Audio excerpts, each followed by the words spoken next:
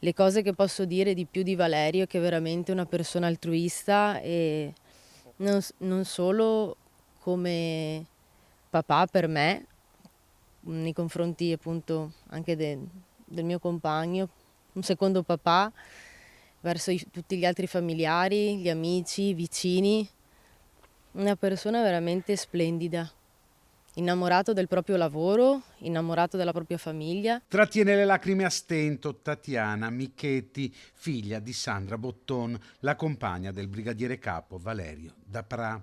Per lei era un secondo padre, una presenza che garantiva sicurezza.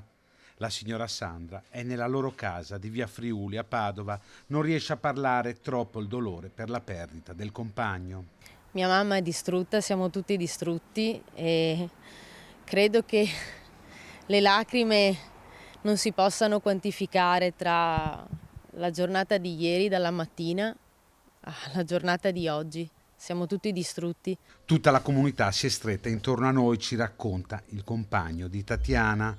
L'altra sera, tornando da Verona, la famiglia si è fermata nella pizzeria del quartiere e subito tutti hanno voluto ricordare Valerio, segno di quanto ha lasciato nei cuori delle persone. Le forze dell'ordine o comunque il carabiniere, in questo caso Valerio, come tutti gli altri, fanno un lavoro veramente eccezionale, sono al servizio di tutti e onore per questo.